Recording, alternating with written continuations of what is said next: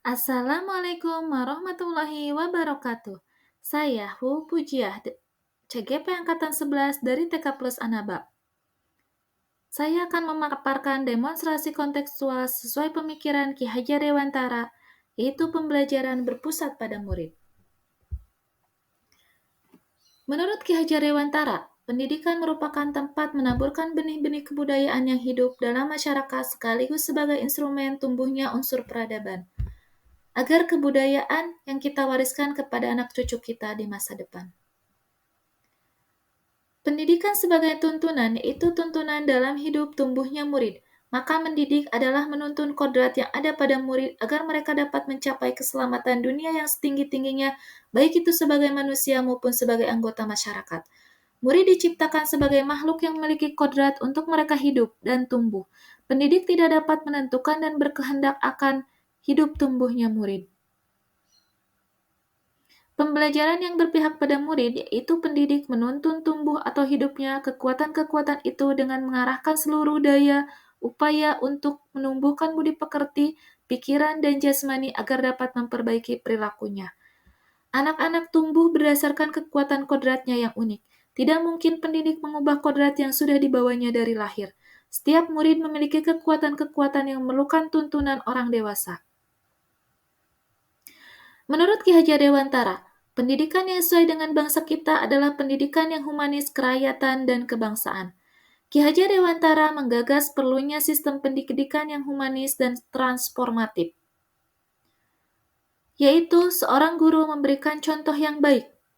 Seorang guru memberikan semangat kepada murid.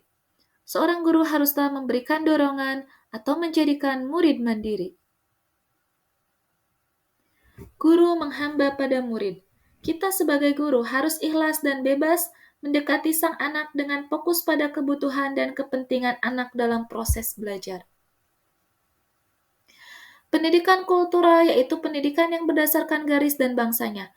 Misalnya, dengan menghargai setiap proses murid, merayakan setiap pencapaiannya, dan mengajar sesuai dengan kompetensinya yang sangat dibutuhkan oleh murid. Pendidikan kultural ini akan melengkapi, mempertajam, dan memperkaya pendidikan dan kecerdasan murid.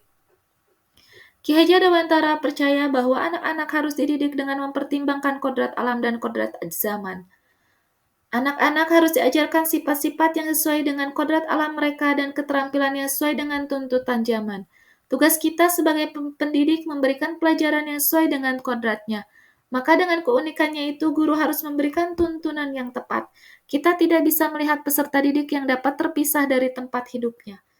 Pembelajaran yang berpusat pada anak di jenjang TK dapat dilakukan dengan cara anak terlibat aktif dalam pembelajaran. Kegiatan yang diberikan sangat beragam sesuai dengan kebutuhan dan perkembangan peserta didik. Kegiatan menstimulus seluruh perkembangan anak dan anak menjadi terampil dalam memecahkan masalah. Guru dan anak bersama-sama menemukan hal-hal baru yang kreatif dalam sebuah pembelajaran. Untuk mewujudkan pembelajaran berpihak pada murid, kita sebagai pendidik harus mempunyai kepekaan dan kemampuan untuk mengidentifikasi keunikan yang ada pada setiap murid agar mendapatkan tuntunan yang tepat, agar membantu mereka mencapai manusia yang merdeka. Maka guru harus mempunyai keterampilan dalam merencanakan pembelajaran yang berpusat pada murid. Di sekolah kami sudah melaksanakan program microgreen, di mana program microgreen ini yaitu merupakan sayuran hijau yang dapat dipanen di usia muda. Sesuai dengan pemikiran Ki Hajar Dewantara, yaitu pendidikan harus sesuai dengan kodrat alam dan kodrat zaman anak. Pembelajaran yang berpusat pada murid yaitu guru memberikan kegiatan yang beragam yang dapat memfasilitasi seluruh minat dan bakat anak. Pembelajaran yang berpusat pada murid yaitu guru memberikan kegiatan yang bermakna kepada anak baik di dalam kelas maupun di luar kelas.